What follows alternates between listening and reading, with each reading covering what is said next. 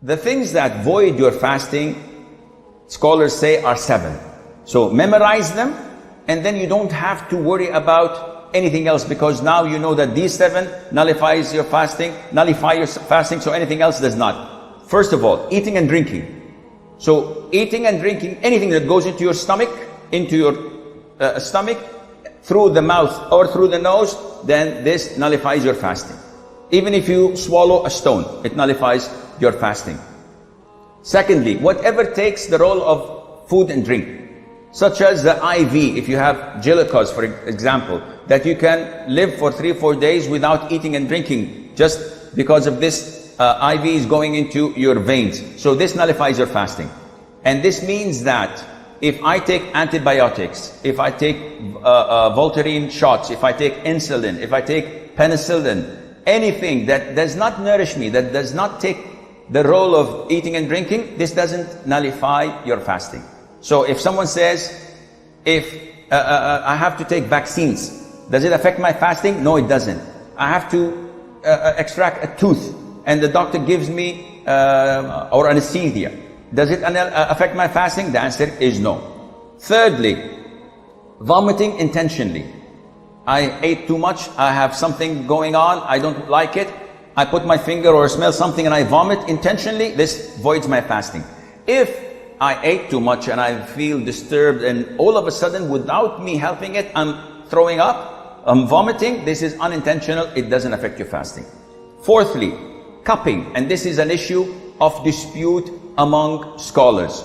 So the most authentic opinion, it's safer not to cup while fasting. Cupping is having scratches and slashes on the back of your neck or on your shoulders, and then extracting the rotten blood. And it's a form of healing and medication. It is good. The Prophet encouraged it, alayhi salam. But during fasting, refrain from it, because it's an issue of dispute. However, taking samples of your blood for the hospital is totally permissible. Bleeding from your gum while the dentist is working, does not affect your fasting. Try not to swallow it. What else? Donating blood, if it wears you down and it's a pint or two, if in this case, make it after Maghrib.